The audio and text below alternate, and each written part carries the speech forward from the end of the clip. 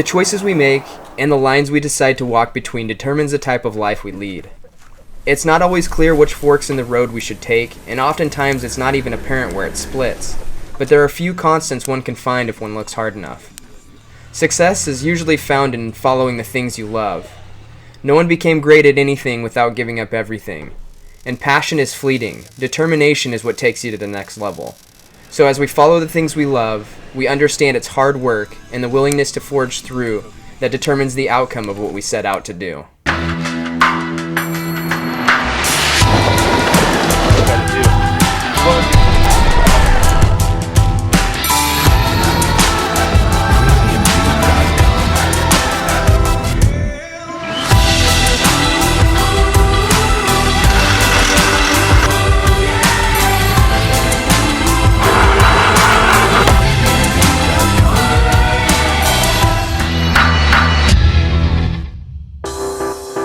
So when we left you last time, Jesse and JP were headed home early due to a run-in with a rock in the Forerunner. We saw how in 12 months nature repairs a forest devastated by wildfires, found ourselves hours down an unmaintained forestry road, and our options for finding a way out were not looking promising. So this road that we've came in on that was closed last year, we're probably an hour into it, and it was just some gnarly terrain. And as we were driving, we noticed that a lot of the roads under us had these big dead trees growing on the actual road. And so we're at a place now where it's so far to reroute, but it looks like we're either going to have to do some maneuvering or we're going to have to reroute. And if we had to reroute, that would suck. So it'll work itself out, and we'll figure it out. So, yeah.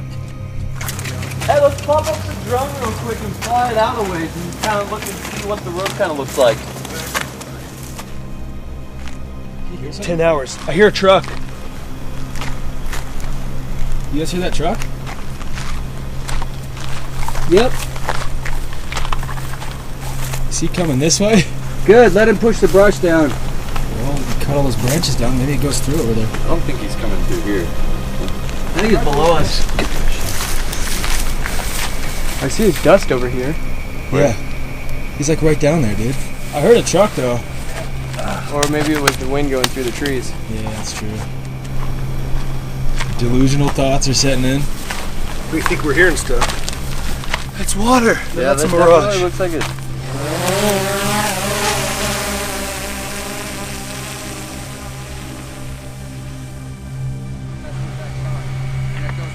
I think, Captain Audience, I thought maybe there's no trail there. Oh yeah, absolutely. I'm with you. There we are. I'm smelling gasoline big time, you guys. Me too. I am. We're smelling some fuel. I think we might have Chris smelled it earlier on this rig too. popped a little fuel line, and we're gonna check it out. I can't see anything, but I can smell just a hint of gas.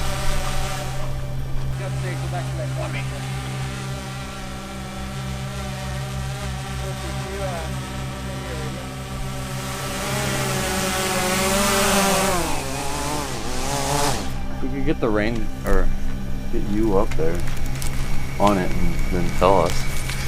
I mean, the only way to see is see if there's a way to get up there over there. We need to go back to the turn.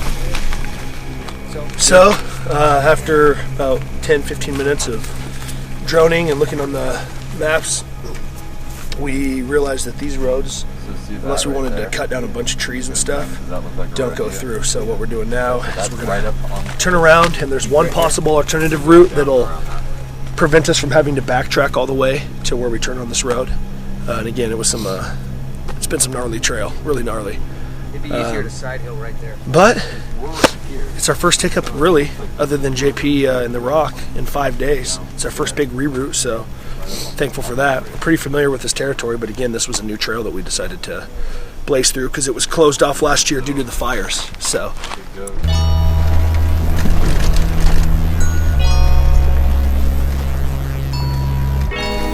It was a long way back to where we had started from, and it seemed today the highway was calling our name, so we took in the terrain around us as we made the best of the situation at hand.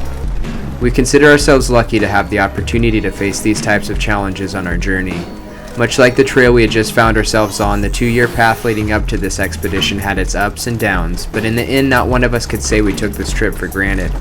We worked for every mile we gained, and as we would soon find out, the road ahead would be no different than the one sliding out of sight as they passed through our rearview mirror. So we had to reroute. We're about 3.5 miles from where we had to reroute. It's just slow going. Steep edges, just big old cliffs. It's part of it though, it's part of the game, rerouting, and it's kind of a defeater at times when you have to reroute because you go in some gnarly trail and whoa, that was a stick. But anyway, it is what it is, and we're back on course. This road right here is going to lead us to where we want to go. So we just came into Sumter, and they're kind of known for this huge dredge that they have here. Until you see it, it doesn't do justice. And I didn't really even know what a dredge was. I knew it tried to get gold, but I had no idea how it worked. And just to see the massive size of this thing, I mean, this thing is the size of like a big office building. I mean, it's got to be 8,000 square feet, 2 stories. Basically, the way it works is it's on a big pond, and it digs its own pond. So in the front, it has these buckets that dig water like this, and then in the rear it spits out dirt, the dirt that it's taken up, and it spits it out the back and it fills in the pond, and it basically moves the pond along the earth while it processes all this dirt for gold. And the machinery inside is just, I mean, everything's super oversized. It reminds me of a shipyard kind of. I mean, all the I-beams are oversized, the chain links are huge, the gears, the motors. There's a huge turbine in here that they, when the water would shoot through, they'd process that and they'd turn a shaft. And then so basically we would scoop up the dirt, dump it in this big thing right here. The water would come down this chute. This thing would basically tumble and process out all the gold, and then it would fall into the sluice boxes, and then I'm sure they would have to process it by hand when it gets in the smaller sluice boxes, and it just shoots all that dirt out the back, and then they take that boom and just dump piles of dirt. Yeah. I mean, the crazy thing is how destructive it is, though. I mean, you just got these mile-long pallets of just freaking piles of rock. Yeah. Well, man, this is mind-blowing. Pretty crazy to think of what humans have built just in the past and how far we've come. This thing is amazing. Just how it operates and how it works. Yeah, pretty mind-blowing. Like Jason said, it makes you feel very small. We left Sumter, Oregon with a new respect for the ingenuity of the mid-1930s. This feat of human engineering ran its 72 massive 1-ton buckets for nearly 20 years and dug up over $4 million in gold. The extent we'll go to chase the opportunity for prosperity always amazes me, and none more than this vehicle of brawn and steel.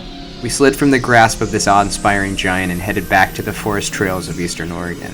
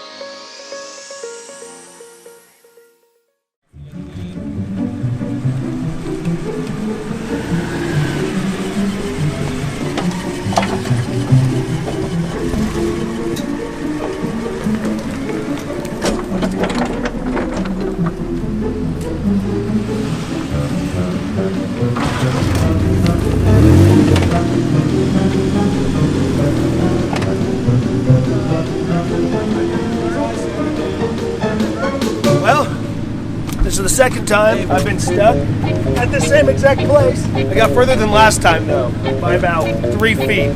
So we can get out of here.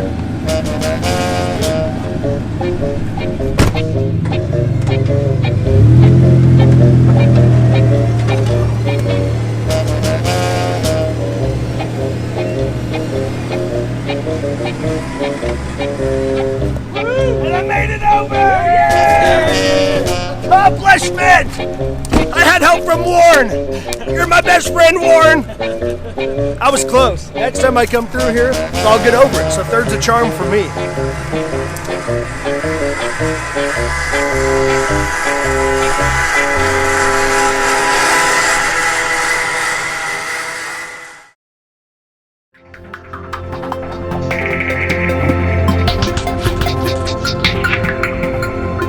There's a funny thing about being prepared for something you've never done.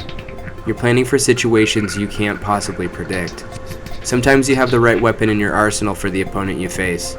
Other times the unexpected wins the battle and you're left to your own ingenuity to overcome your adversary. But that's the thing about adventure. It's elusive, and many can go a lifetime without ever experiencing the reward from risking it all for the chance to experience life beyond the boundaries of regular life. We set aside our jobs, our friends, our families, and did it all to chase the fleeting moments when planning for the future meets the unforeseen circumstance and an opportunity to put your abilities and your knowledge to the test.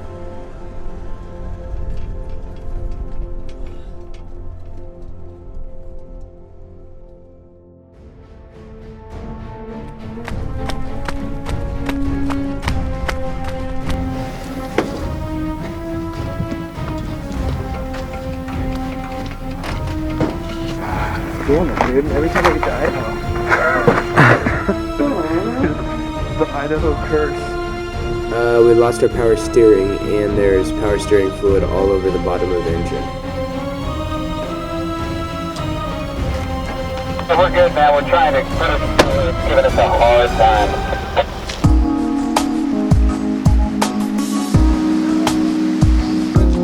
We wind our way through life's obstacles. Every challenge we overcome makes us stronger, wiser, and more equipped to tackle what lay ahead. Our journey would provide us with more than we could expect in more ways than we could count. But no matter what situation we found ourselves in, the experience faced were always better spent with those who are inspired by our common passion. So we forged ahead in our expedition, bound by adventure and ready for our shot at history. Americans are known for over-pronunciating their speech. I had a guy come in before when I lived in Australia for a while, and he said, "Do you guys have any hamburgers?" Or "I'd like a Coke or a Pepsi." And he just kind of like over-enunciated all of his speech, and so I could tell he was American. But there's nothing wrong with that. It's just our accent. That's how we talk. Sounds like Minnesota. Right? I know. Everybody's Minnesota, eh? Don't you know? Don't you know?